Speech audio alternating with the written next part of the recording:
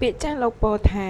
បើចង់ឆ្ងាញ់ឲ្យរករលក់ហើយបើចង់សំណុកវិញត្រូវខំហត់ខំនឿយតាំងពីក្មេង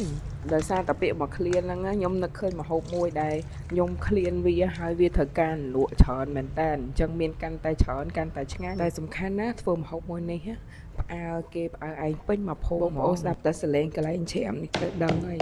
ច្រាមតិចតិចផង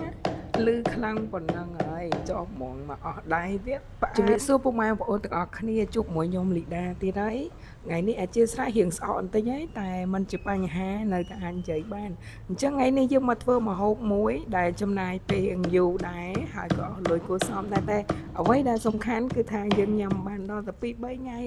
យើងដាក់ទូទឹកកកក៏បានយើងក្តៅវាក៏បានដែរឥឡូវតែរៀបរាប់ច្រើនពេកបន្ទាប់បានប្រាប់បងប្អូនថាថ្ងៃនេះខ្ញុំធ្វើម្ហូបអីអញ្ចឹងណាអញ្ចឹងគឺខ្ញុំច្រាមប្រហុកសាច់ជ្រូកពងទាគឺចំហុយហើយញ៉ាំជាមួយនឹងបន្លែស្រស់ផ្សេងៗអញ្ចឹងទៅបងហើយជាដំបូងហ្នឹងគឺខ្ញុំដាក់បន្លែដែលខ្ញុំមានទាំងម៉ានហ្នឹងគឺដាក់ត្រាំទឹកសិនអញ្ចឹងណាបងប្អូនហើយក៏ឆ្លៀត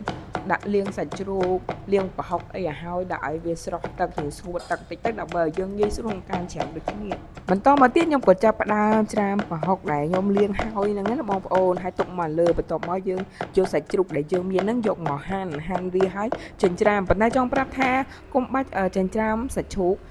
ម៉ត់ពេកដោយសារតែបើតាមចំណង់ចំណូលចិត្តរបស់ខ្ញុំគឺខ្ញុំឲ្យវានៅដុំដើម្បីដែលពេលដែលយើងញ៉ាំហ្នឹងគឺចំដុំសាច់ជ្រូកហើយឆ្ងាញ់តែម្ដងប្រហែលជាអ្នកដែលចូលចិត្តសាច់នឹងយល់អារម្មណ៍មួយនឹងថាការដែលញ៉ាំចំសាច់មួយម៉ាត់ហ្នឹងគឺឆ្ងាញ់ប៉ុណ្ណាហើយខ្ញុំក៏បានបន្តលាយល្បាយសាច់ជ្រូកដែលខ្ញុំច្រាមហ្នឹងជាមួយនឹងប្រហុកបញ្ចូលគ្នាម្ដងទៀតបងប្អូនហើយនេះក៏ខ្ញុំចាប់ផ្ដើមចិញ្ចាមខ្ទឹមស្លឹកខ្ទឹមក៏ដូចជាហាន់ម្ទេសជាដើមព្រឹងព្រួចគឺបានមកដល់ហើយបងប្អូនអញ្ចឹងដំបូងគឺខ្ញុំដាក់ប៊ីចេងមកល្មមខ្ញុំដាក់ម្សៅរ៉តឌីនិងស្ករក្រហមចំនួនស្ទើ2ស្លាបព្រាការធ្វើម្ហូបមួយនេះប្រៀបបានដូចជាការផ្សងព្រេងអញ្ចឹងជាពិសេសចំពោះអ្នកដែលអត់ចូលចិត្តភ្លក់វាពេលវានៅឆៅដូចជាខ្ញុំអញ្ចឹងដោយសារតែនៅក្នុងមុខម្ហូបមួយនេះគឺទាមទាររសជាតិមួយដែលមិនប្រៃពេកហើយក៏មិនផ្អែមពេកដូចគ្នាសម្រាប់អ្នកញ៉ាំតែយ៉ាងណាមិញយើងនៅតែអាចដាក់គ្រឿងទៅតាមចំណង់ចំណូលចិត្តរបស់យើងបានមុននេះខ្ញុំបានដាក់គ្រឿងទេសរួចហើយឥឡូវខ្ញុំក៏បានដាក់ខ្ទឹមដែលចិញ្ច្រាំរួចគល់ស្លឹកខ្ទឹមក៏ដូចជាស្លឹកខ្ទឹមនិងម្ទេសដែលហាន់រួចហ្នឹងដាក់ចូលលោកស្របពេលគ្នាតែម្ដងបន្ទាប់មកយើងគិតតែលោក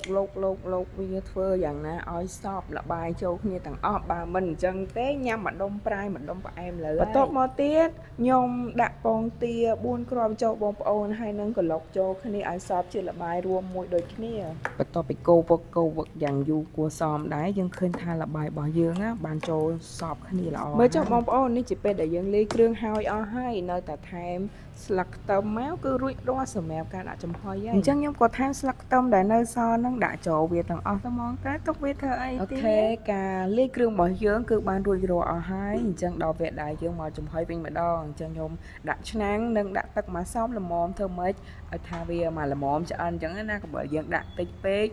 ខ្លាចវាខ្លោចឆ្នាំងពេលយើងភ្លេចខ្លួនមកផ្លែតអីអញ្ចឹងទៅ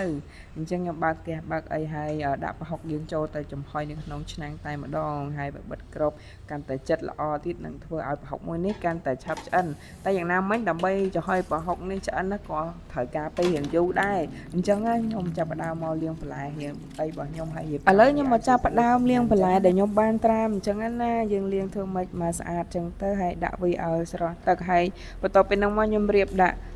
កូនកញ្ច្រែងតូចមួយដាក់ឲ្យស្រស់ទឹកស្រួលយើងលើកយកទៅញ៉ាំនៅលើតុអីចឹងរបស់ខ្ញុំមានដូចជាសាឡាត់ស្រួយមានទឹកសក់មានការ៉ុតមានពោតបារាមានត្រប់ស្រួយមានម្ទេសដូចជាម្ទេសហឹរជាដើមអញ្ចឹងណាបងប្អូនហើយបងប្អូនមានបន្លែប្លុកអីទៀតដាក់មក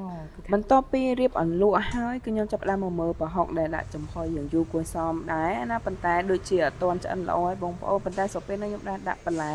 ខ្លះដើម្បីឲ្យវារៀងស្រស់មកល្មមញ៉ាំអញ្ចឹងណាហើយក៏បានរៀបចំយកទៅដាក់លើតុអីចឹងទៅហើយស្របពេលបន្តិចក្រោយមកប្រហុកខ្ញុំក៏ឆ្អិនល្មមហើយនិយាយមែនញ៉ាំហូបអញ្ចឹង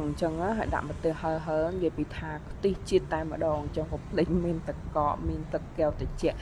ឥឡូវនេះវគ្គកាន់តែរន្ធត់តត់ជាប់គឺបានមកដល់ហើយបងប្អូន ត្មងមកបានញ៉ាំនេះមកហត់ដែរណាហើយរៀងយប់ហើយពេលហ្នឹងម៉ោងដូចជា7:10ហើយអញ្ចឹងញ៉ាំអត់បានហៅបងប្អូនញ៉ាំហើយក៏អត់បាន